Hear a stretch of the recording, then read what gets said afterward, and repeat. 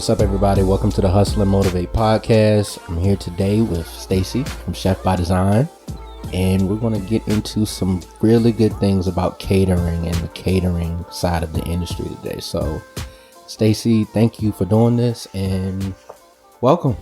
Thanks, guys. I am so excited. This is cool. I've never done anything like this before. I appreciate you thinking of me and asking me to be a part of this. For sure. So tell us something about Chef by Design and how you guys got started, what you primarily do here, and what's up with you guys in the industry today. So Chef by Design is a full-service catering and event planning company. We are a family-owned business. Our owners are John and Marcy Telfer. John is our chef owner. He was trained under the first master chef in the United States. He was his apprentice for 7 years, and then has opened restaurants in New York and Boston. He ran the events at the Ritz-Carlton in Naples, Florida. His resume is just incredibly impressive. He has created our entire menu that is printed 35 pages long. The food is amazing, by the way. Thank you. Let me just say that. We love to take good care of our vendors. Mm-hmm. And our favorite thing to do is to customize menus for our clients. Okay. So that 35-page menu is really just the tip of the iceberg as to what we can do for our clients. And then Marcy runs everything front of house. So she oversees service, sales, and execution of all of our events. Okay. And how long has Chef by Design been around? Chef by Design has been in business since 2011. Nice. And prior to that, Marcy and John owned a restaurant called the Silver Palette Bistro. But they have a family of 5. So with 5 kids, the restaurant life was just not conducive for them. And catering really was where their hearts were. Mm-hmm. They really loved weddings and special events. And so they decided to close the restaurant and really focus just on that part of the industry. You would think that's more free as well. It gives you more freedom to move and operate. I don't know about freedom. No, I do think it gives you more flexibility for sure. Definitely. I mean, to me, they're superheroes. I have one and can barely get out the door in the morning. I don't know how they do it with 5 kids. Yeah. It blows my mind. But that's awesome. Yeah, it's pretty impressive. That is awesome. So let's talk about catering. Okay. It's not just about preparing food. So let's get into what makes a good caterer. Well, there's a lot of different elements. For us, it's all about quality. Mm-hmm. It's the quality of the people that are part of your team, first of all. This team was a very small, tight-knit group, and has grown very slowly and very... We've been very precise in who we've targeted to bring into our team over the last few years, because we really want quality people that are going to take care of our clients in a very specific way. And so we start there, and then it's quality of the ingredients that we're using to prepare our items. It's quality of the recipes that our team is using. It's quality of the way we're preparing items. We cook on site at every single event. So it's not like a lot of caterers that cook in their kitchen, put things in a hot box, let them sit for 3 or 4 hours, and then serve rubber chicken. You hear that term at an event. We cook. It doesn't matter if we are in a field, in a tent in the middle of nowhere. We bring in generators and power and ovens. A kitchen to the event. We build itself. a kitchen everywhere we go, and cook on site at every single event. It's something that we won't compromise on. Okay. And so I think for us, the most important thing is quality. Okay. Yeah. Well, question. Sure. This is Marcus, by the way. Will did not introduce me. Well, it's okay. Sorry. I haven't been sitting here. So why, without,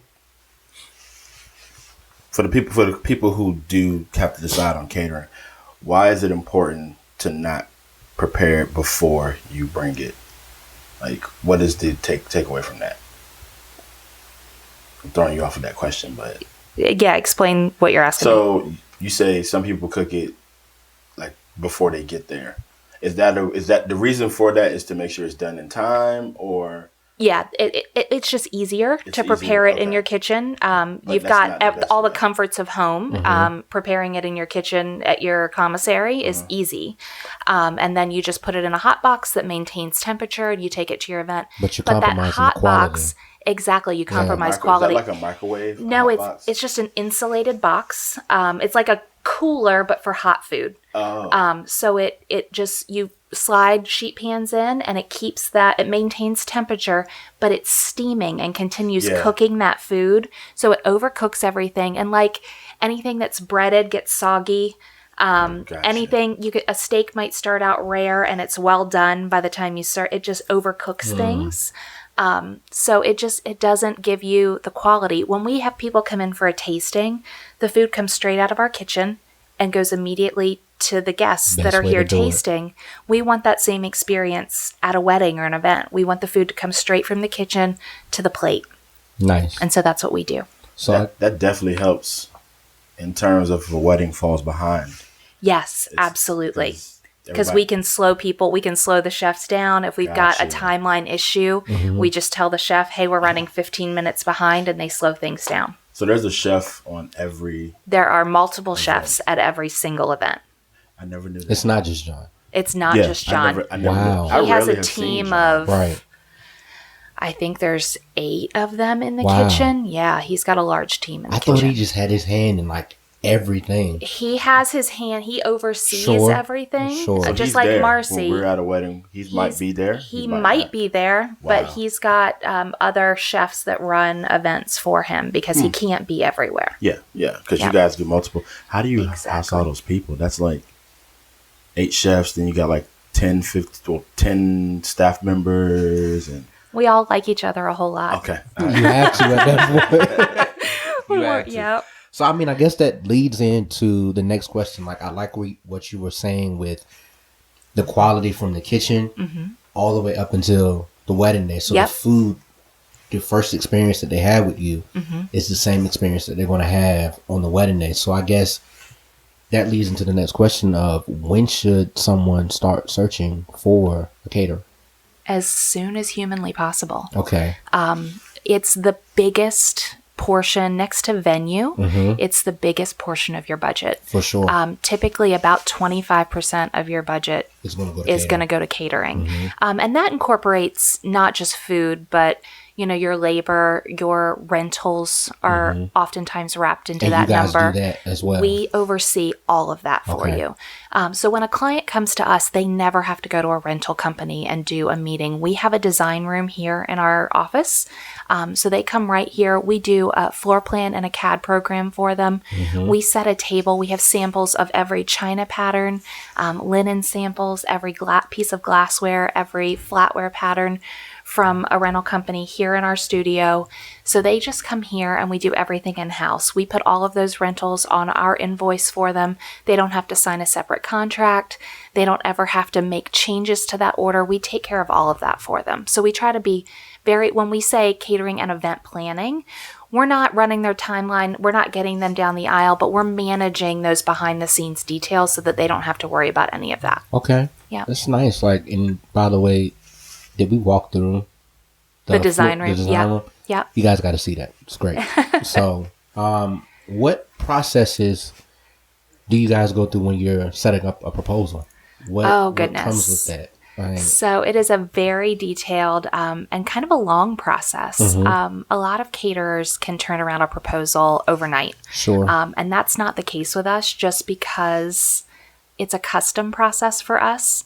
Each wedding is different. Each wedding is different. We don't have packages. We don't believe in pigeonholing people into, okay, you have to choose an item from column A and an item from column B and an item from column C.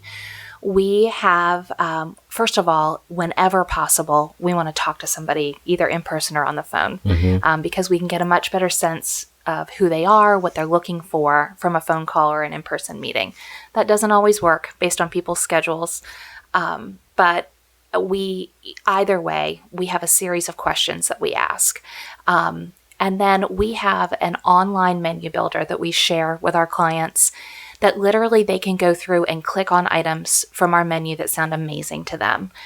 From that menu builder, those links that they're clicking, I'm not trying to get them to select exactly what they want on their menu. Just an idea. I'm trying to get an idea of their palate, what types of food they love. And then I may see tuna in 8 different places. I know from that I've got to have tuna on that menu somewhere. And then my goal is to then take those menu selections and create a beautiful, well-rounded menu for them. That includes, chicken and beef and pork and seafood and vegetarian selections, and covers those items throughout cocktail hour and dinner, and everything feels cohesive. It's not disconnected. That you make sure that there's a salad and a vegetable with dinner that they don't always select but needs to be there. So it's a very detailed process. And then once I present that proposal that is line itemed, so we show them a proposal that cocktail hour is priced, dinner is priced. It shows their labor, how many servers are going to be there, how many chefs, how many bartenders, and the price for each one of those things. An initial rental estimate is included on that proposal in a lot of cases. All of their taxes and fees, everything is shown in a cost worksheet with a total. And then once that's presented to them, we always go through a revision process. Rarely do I hit the nail on the head from the very beginning. So I get feedback from them. We make tweaks back and forth. And then once the menu's perfect for them, we invite them in and we do a complete tasting of that entire menu.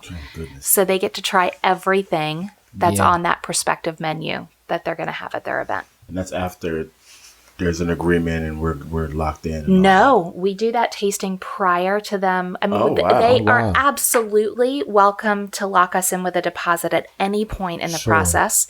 But most of the time we do that tasting before a deposit. Just so they know for what they're getting exactly. Absolutely. Yep. I'm sure you guys probably have avoided a lot of hiccups in doing that. Yes. Because sign the contract and then it's back and forth with the tweaking of the food, and they don't know it's not what they wanted. So that probably eliminates a lot of issues. I think it shows from our side a level of confidence in who we are and what we do, that we invite them in and want them to try the food and have that experience before we sign a contract with them. And it just sets them at ease. They know what they're walking into. It's a big investment. It is. Huge. And we are here to... Trust me, I know. I mean, you've been through this recently. I know you know. We are here to make sure I will guide people and make sure they're making the best use of their budget. I understand that during this process, you're just watching money disappear. A lot of money disappear. I see get his that. face right now. We respect that. And we are not the least expensive caterer, guys. And that's not our goal. Sure. Our goal is to be the best and to have the quality. So we're never going to be the least expensive, but we're also probably not the most expensive, at least not in every case. Sure. But we are going to be the best quality, not only in food, but in service. And that's what's most important to us. And that was wholeheartedly the truth. Thank you. Yeah. Especially how you take care of all of us as vendors, making sure that we know when we're going to eat, at least, because some companies won't even talk to you. They'll just they know we're sitting there waiting. And out of respect, we know we're the last ones to eat. It's not a big deal, but at least you want somebody to come tell you, hey guys, give us about 30 minutes, or we'll get to you once we feed everybody, or jump in the line.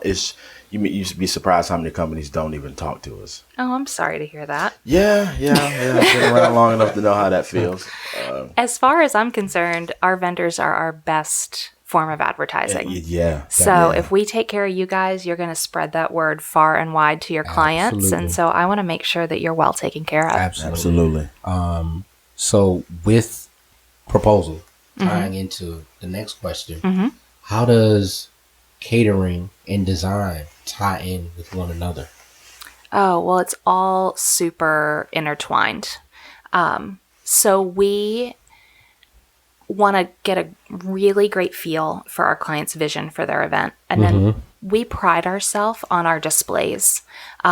Even if a client is doing a plated dinner, we still have bar displays and all sorts of different things that we're going to incorporate into the event. And we want to make sure that it's cohesive with their vision. So that's going to be part of that design meeting that we do here. Yes.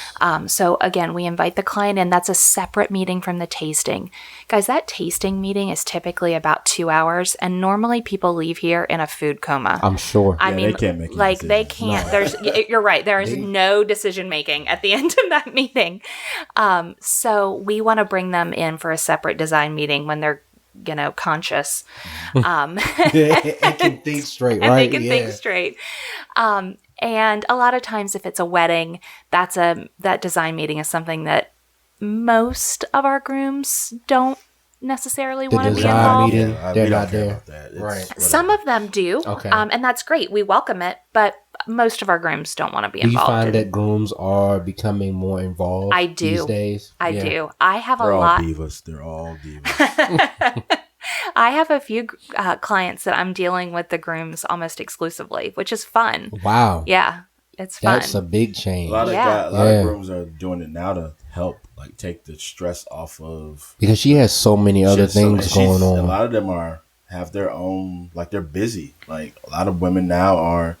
I mean, I'm sure, Staci, you're busy. Yeah. Like, especially if they have children, she just can't do it all. Well, and a lot of our grooms are the foodies in the relationship. Of course. And so for them, the catering is a big deal. And so they want to be, at least from the food standpoint, they want to be involved in that. I always say, when I got married, food and the DJ was what everybody cared about. Yeah. Nobody cares about your ceremony and what you have on. That's sad, how man. beautiful she looks and how great your pictures came out. People care about food and partying. Yeah. And the booze. And it's like, if the food is great, it'll be literally probably categorized as the best one they've ever been. And I've seen that, because food, your caterer can make or break just like the venue. Well, not even, I wouldn't even, the venue, the caterer can make or break the entire wedding. I agree. And it's a lot of pressure. It is. And we take it very seriously. It's a lot of pressure.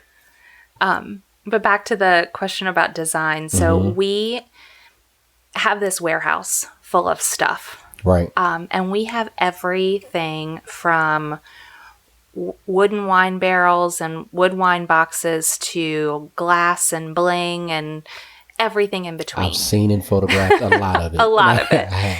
So that's where, during that design meeting, we get a really good feel for what our client's vision is. And then we build those food displays and bars and all of that to coincide and be cohesive with that vision. So that's sort of where that catering world and design world come together. Right. And then we choose with them their linens for their tables. And again, that's an order that we're placing for them. It's going on our final catering invoice to them.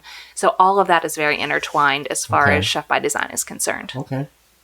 How does that work with, how do you guys work with the planner? And I was going to ask whoever that. else is designing? We always have the planner involved in those design meetings. So they are always invited. We also always invite the florist to those meetings if they want to be a part of it. Sometimes the florist will actually make like a small mock centerpiece and bring to the design meeting so that the bride gets a feel for what that's going to look like on the table. But yes, planner's always involved. Okay.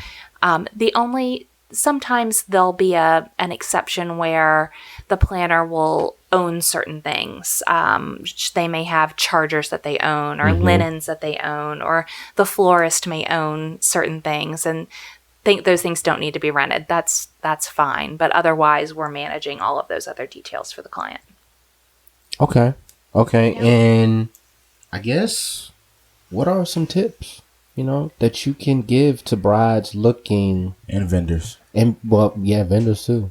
That I need some tips on how. you need tips on what? Well, you just how to because you want to make sure everybody has etiquette. Sure. So okay. you I wanna mean, I make guess you're sure saying how we can work How together. we can make sure we're all working together for, like, a photographer, Right. videographer. This is how, coming into this business, Yeah. this is how, if you see a Chef by Design, This is how This you how need you to can help 'em. work with Yeah. them. So I guess it's a twofold question. Like, Sure.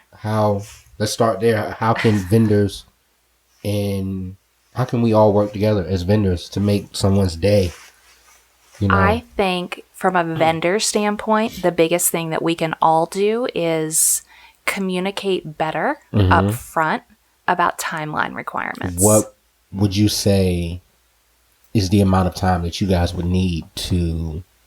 We can be flexible. Sure. I mean, it depends on also the circumstances. If we're in a situation at a venue where we've got to flip the room between cocktail hour and... That you and I need to be here, because a lot of the time, family formals will take place while you guys are trying to flip the room. Yeah. And we hate you a little bit. I know it. I know it. And sometimes it's not even our fault, because the bride wants that arch in the photos, and I'm trying to, hey, they have to flip the room, so let's go outside. No, I want to be here in front of this arch. So remember, we'll set photos. I do video. Remember, videographers, you have nothing to do with that being the bad guy. Sometimes y'all are in there. No, not you. But sometimes the videographer is there. Teaches his own.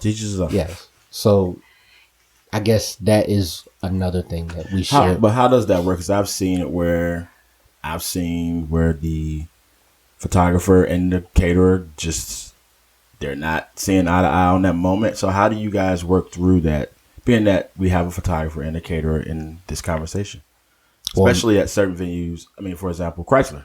Perfect example. They have to flip, and it's a lot of moving parts. Yes. And you cannot be in the way when they're bringing in those chairs and tables, because they're not going to move out. They can't see you, first of all, and then you're just getting in the way. So how does that work? Especially if it's later in the year. So for me, I think the smartest thing to do is to set realistic expectations up front. Absolutely. And not wait until you're at the event and try to fix it then.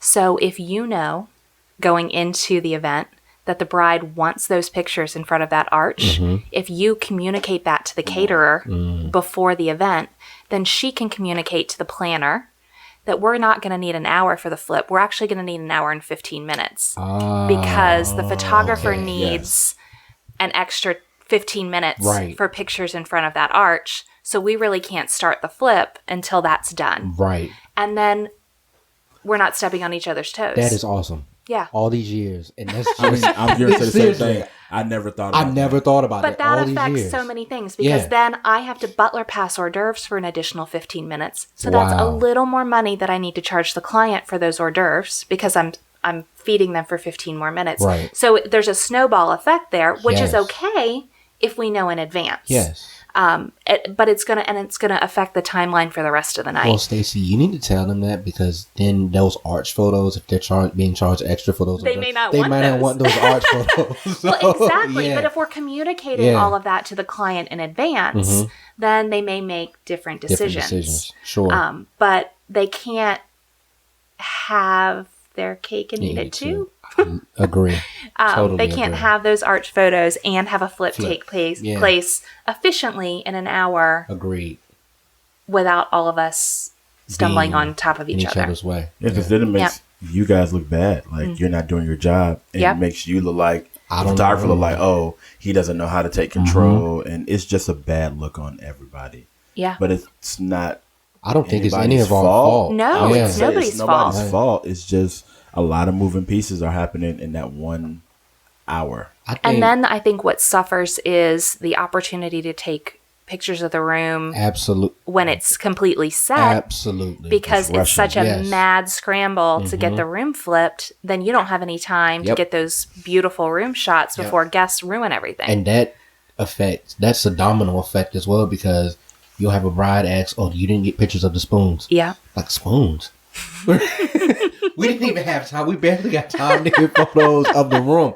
I mean, and that then again falls back to advertising for you guys. Yeah. You did all this work. Yep. And we didn't have time to get photos of what it was that you guys did. So I totally agree with that. And how do you keep guests out of the room? Because the wandering people who somehow, some way make their way into the room and just decide they're going to place their coats, jackets, and purses on the table before they were even allowed to. Well, the centerpieces sometimes aren't even on the table. Yeah. So a lot of times we just have to be the bad guy. Okay. And just let people know. I mean, I don't ever have to see these people again. Sure. So if I have to be the bad guy and explain to somebody that, we're not quite done setting the room yet, and the photographer needs to get images of the room that the bride has requested, I'm happy to be the bad guy and share that information. It just has to be. It just depends on where you are. At the Chrysler, security's there, and so they're great about keeping people out of the room. But at other venues, that's not the case. And we really, I have chased people out of the room. Especially, think about the women's club. Yeah. Where they're outside on the front porch or the back patio and it's hot yes. or cold and they want to be inside. That's when I really feel like I'm chasing people out of the room. But you got to do what you got to do. You have to. I think, I don't know, between those two venues, I think those are probably the hardest to work with when it comes to photos and catering. I think because hotels you can lock the door. Hotels you can lock the door. Yeah. And then the other thing, the biggest thing I think from a catering standpoint with photography is getting really great food shots. I feel like that's the one thing, and that's something I want to hear from you. Sure. Is what we can do better as a caterer to make your job easier so that we can, is it just bringing it to your attention or? I ask. Yeah. I always ask. Okay. And I work with Joni a lot at Chrysler, and I always ask her, hey, do you guys have a plate you want me to photograph? That's great. And I love photographing food anyway. Awesome. So I'll ask for a nicely designed plate. Maybe Beautiful. You can just have time to set aside just one plate that you would like photographed. Bring it to my attention, and I'll take that before I even eat myself. That's great. Because I want you to have those advertising photos going forward. That's huge for us. There's nothing about video that I need to be in the kitchen doing. No, it's not a pretty sight. Just don't be in anybody's way. It's not a pretty sight. No. It's actually not. I'm on lunch break during that time. I'm on lunch break. It's a pretty well-oiled machine back there. You'd be surprised. It's just people looking at it. Then if I walk back, they're like, why are you back here? In my way. Please leave. I need to go on break, sir, and I go on break. Agreed. So the other question was, what advice would you give to brides looking for caterers right now? Do your research. Okay. How do you do your research? Yes. Ask the right questions. So know what you're getting. Make sure that the proposals that you're receiving from caterers, that you're comparing apples to apples. When you see a price, make sure if everything's not line itemed, like I said, I explained earlier, we try to be super transparent. We show you in that proposal every single item that you're being charged for. So we may look more expensive up front, where somebody else might look like a better deal. Absolutely. But just make sure that they're including all the same things that we're including. Because it can come back later on that these were ghost charges almost. Exactly. Yeah. Make sure that you're comparing beef tenders and beef tenderloin are not the same thing. Really? They are not. No, Will, it's not. You didn't know that? Well, I don't eat Make beef. Sure that you're comparing apples to apples. Okay. As far as the food items are concerned. And make sure that if the quality of the food is important, make sure you're asking, do you cook your food on site at the venue, or are you cooking it in your commissary? Right. And bringing it already completed to the venue and big serving thing that it. Separates you guys. I agree. That. And I'm not saying there may be other caterers that are doing the same thing. I don't know how every caterer runs their operation, but I think it's an important thing to ask. I think it would be a big deal for me if I were hiring a caterer. Big thing. It doesn't matter if it's plated or buffet. It doesn't matter if it's plated or buffet. We still cook it on site. Does catering, not catering, does plated or buffet, which one is, I know that's off the grid, but which one is easier to deal with? Neither one. Not a consideration for us. I feel like plated is everybody's seated. Yeah. I feel like buffet is like it's a madhouse. Yeah, it's just like a bunch of people moving around and just not if everywhere. You do it well. That's true. That's true. That's true. We try to be organized and tap tables, and so you would handle that as well. Absolutely. So even if we're doing a buffet, or we don't use the word buffet around here.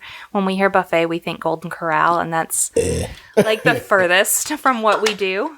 So we use the term food display. Food display. I like that. Okay. Plus, our buffets are not. I also, when I think buffet, I see a 12-foot long table with just those silver roll top shavers one after another. Yeah. Again, as you guys have seen and photographed and videoed, very different from what we do. We create these beautiful displays. That was my question. How does that work? Because the wedding we did at the Norva, that was maybe the first time I've noticed the actual design work you guys did, because it was so presented. It was like levels of with towards the food, and it was. How does we do that for every single event? How do you come up? I didn't notice that, but how did you come up with that? That's part of that design meeting that we do. We sit and capture that client's vision, and then we have that warehouse full of inventory, and we bring those items in that are cohesive to their vision and incorporate that into our food displays and bar backs and bar fronts and everything else. Which you guys have some beautiful bar backs, by the way. We've got some cool stuff, don't we? That I think was the light up one. Yes. Yeah. I love that one. Yeah, we've got some cool stuff. What were we talking about? Giving brides tips for choosing a caterer. Oh, we were talking about food. Oh, you were asking me food displays versus plated. Versus plated too. Oh, we were talking about. Oh, we always serve when we do a food display. We always start clients with a plated salad. Okay. Yeah. If possible. Now, sometimes the client will insist that the salad be on the display. Why is that? Why is salad so important? I've always wanted to know that. Why is it so important? For us, honestly, it's a good filler item. Even after coming off the hors d'oeuvres. Okay. Yep. And if we serve them a beautiful plated salad, first of all, if they're going to a food display, it's just nice to have one element of the meal served to them. Sure. So it's a nice way to start that service.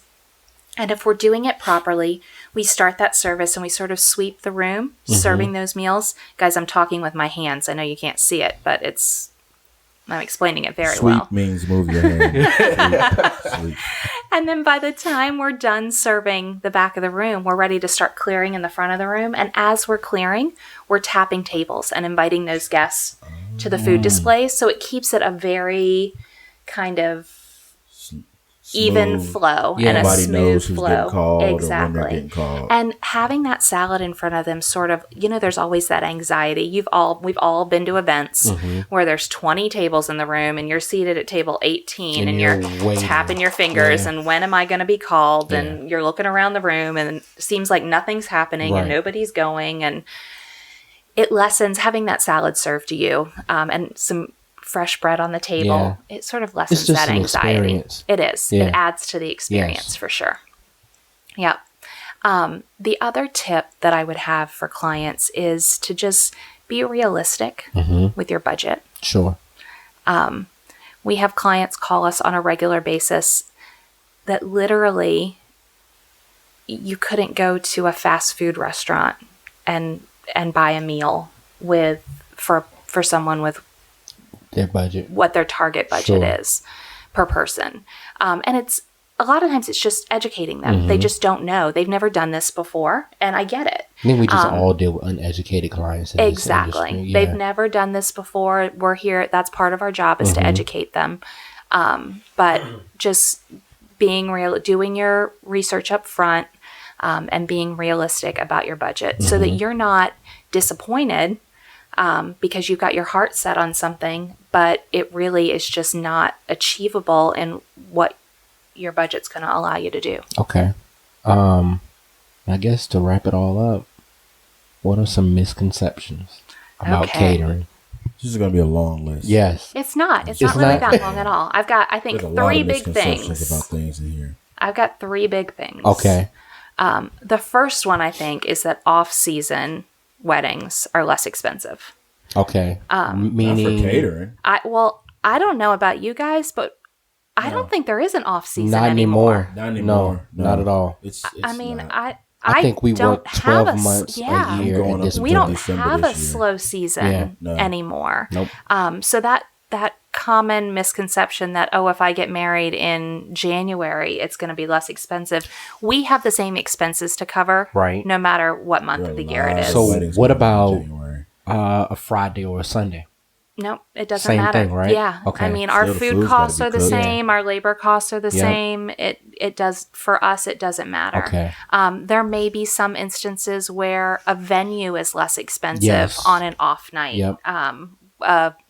A Sunday through Thursday, Yes. for example, may be less expensive. I can't speak to other Of vendors course, of course. and what their rate structures are, but from a catering standpoint, It doesn't change. food costs and labor costs are consistent 7 days a week, 365 days a year. Love it. Love The next, and we Question. yes, There are food and labor costs like that you guys have to like govern yourself by. absolutely. I don't think people may know that part is that there are laws when it comes to this.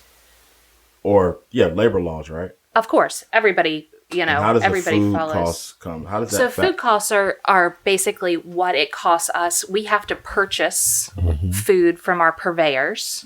And so that's what our food cost is. And so our food costs are dictated by a lot of different things.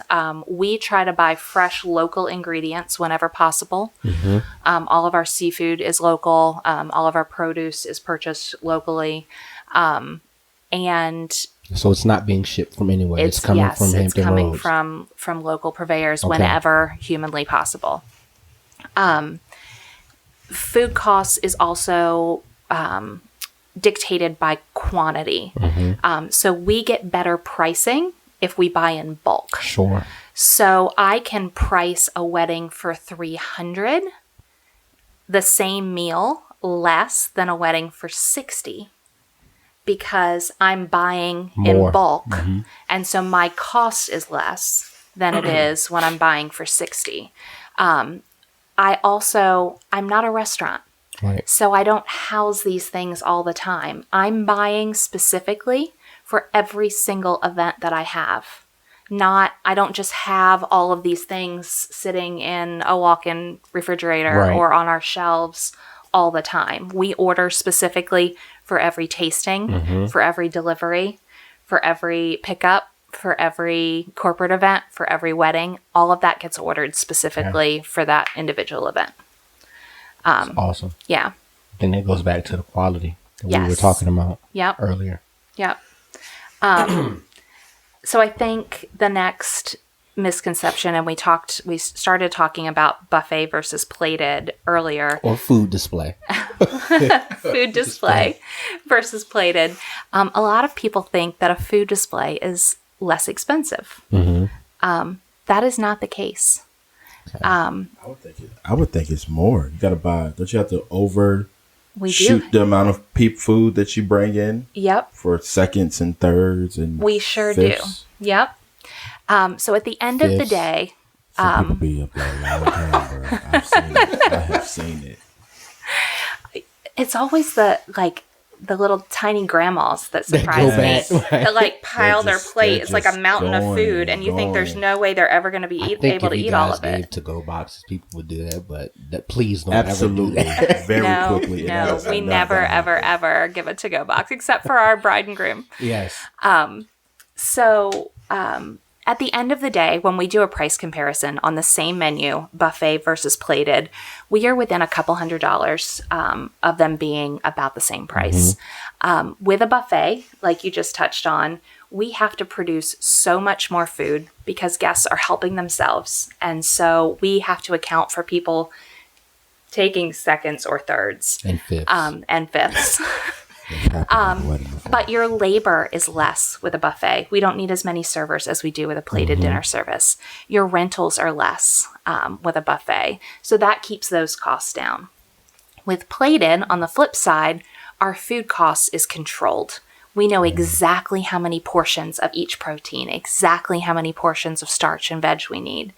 But I need more servers, and I need things like a warming cabinet and plate covers. So even though we're cooking on site at your event, with a plated dinner service, we are plating. We still want service to be flawless and fast. Because while we want dinner to be amazing and memorable, we don't want it to take up time because we know that you have 4 or 5 hours for this celebration and you want to party. You want to dance. You want to eat cake. You want to drink. You want to do all the fun things. You want dinner to be over with as quickly as possible. Right. So we cook everything on site, and then about the last 3/4 or half of cocktail hour, they start plating your dinner, put a plate cover on it, and hold it in a warming cabinet just long enough to get everything plated. And then by the time they're done plating, it's time to start serving. Nice. So that way everybody gets served just like that. Okay. So we have to have those warming cabinets. We have to have those plate covers. So all of those extra rentals plus that extra staff we need sort of outweighs that extra food cost of a buffet meal. So it ends up sort of washing itself out, and they end up being about the same price. So it's a give or take. It is. And then I think the last big misconception is that pricing should be comparable to restaurant pricing. And I touched on this a little bit. We're not a restaurant. Right. We don't have, all your linens, flatware, china, glassware just in stock, and it's not the same stuff for every single event. We don't have a set menu where we're getting crazy discounts because we're ordering the same items every week, 52 weeks a year. We are customizing every rental order, every food order for every single event. And that has a big impact on pricing. Yeah. Plus, we're basically building a restaurant from scratch everywhere we go. For a few hours. Yeah. From the salt and pepper shakers to the tent you're sitting under in some cases. Little minute things nobody thinks about. Yeah, I mean, in some cases, we have to bring water with us to wash dishes in. And I mean, there's so many things that you're not thinking about that go into producing this event that are happening in the back of the house that you never see. The number of servers, I get this all the time. People see servers on a proposal and they're like, well, we only have 100 people. Do we really need 8 servers? Well, servers is such a bad term, I think. I wish I could than just serve. Yeah, we roll up to the venue in a van that is full, and it's a transit, it's a big vehicle. And you need help. Full, top to bottom, front to back of equipment that you need for your event, plus a load of items from a rental company that have already been dropped off that are waiting there for us, that have to be set up. Somebody has to set that up. Somebody has to set all that stuff up. When we get to your event, somebody counts in every single rental item to make sure that they're all there. Wow. Yeah. And then at the end of the night, they count out to make sure it's all there. Every single rental item. So you don't get charged for anything being missing or misplaced or broken that wasn't really just not there. So there's so many elements that go into this event that the client never sees.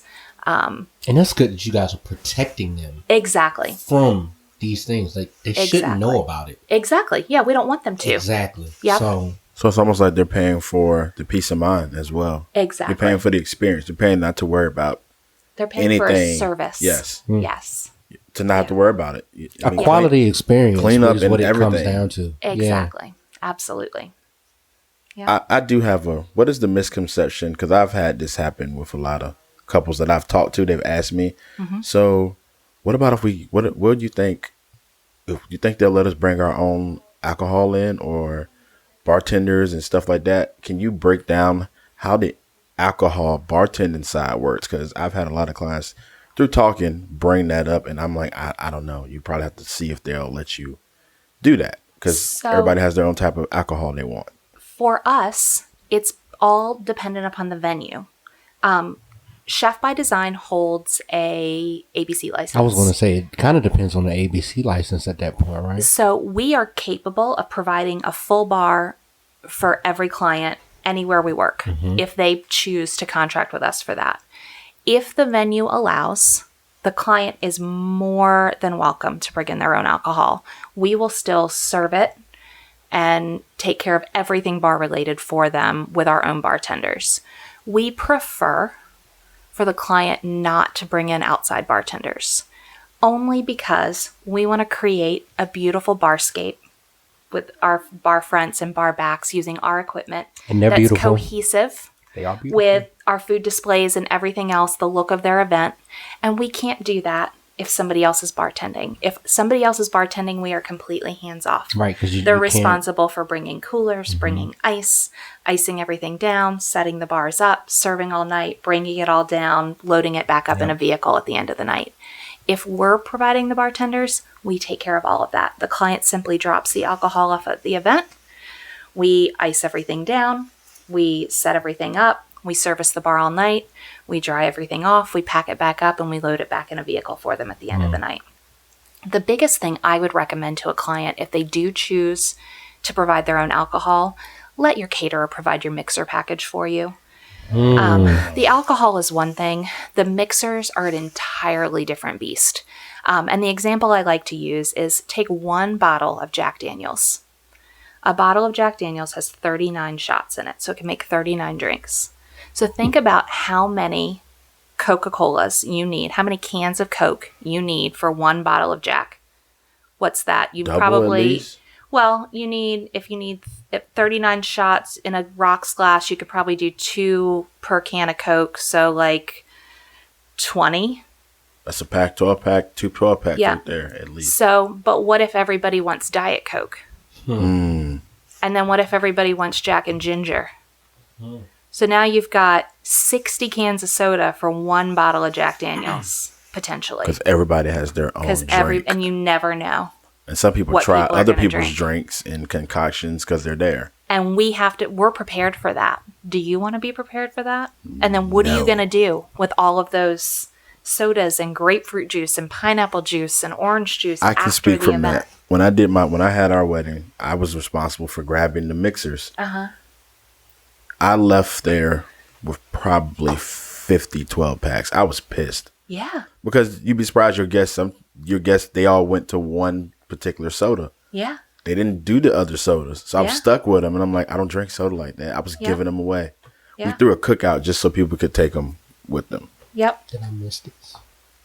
You don't need soda. You don't drink soda either. No, I don't. You don't drink soda either. So, but that was an extra level of stress. Everybody thinks, oh, well, we'll save money by doing it ourselves. You won't. You may save money. It's not that much. But you're though. paying for convenience. Somewhere you're going to pay for it. Exactly. And it's for me, it's the transportation. I mean, you're talking about an SUV load of stuff to get the alcohol there, to get the mixers there. It's like a van load of Oh stuff. my goodness. So it's a lot to transport. And who wants to deal with that? Most venues won't let you drop it off until the day of the event. Which is a It has headache. to leave the venue the day of the event. Who's going to do that? You're not going to do it. 'Cause You don't by want your this time, parents to have to do it. everybody's Everybody's tired. drunk Yeah, at the end of the event. It's Everybody's just tired. it's a big hassle. So it's one of those things. While I totally understand the significant savings of bringing your own alcohol, I do recommend that you allow somebody to handle the mixers for you. For sure. And there are some tips if you are going to provide your own alcohol. The ABC store does do weekly specials, so keep an eye out for those. And they do a huge Black Friday sale. So if you're getting married after The Black base does Friday, too. and unopened bottles of alcohol are returnable. Not that you wouldn't No, I can't. drink I'll them. keep I mean, mine. who would return I it? kept But- mine. Just keep that. You might as well at that point. Like, Right. can you just imagine running around, take this back, take this. But you guys do provide the alcohol. We absolutely. But you have your own list. So that's they a can separate pick Yes. from. line item, right? That's a separate line item, absolutely.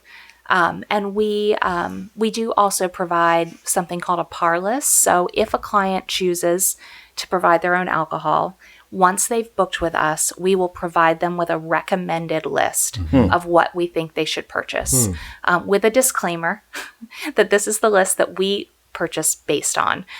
So we always over purchase. So we ask that they please not hold us responsible For sure. if they over purchase Yeah. because of it.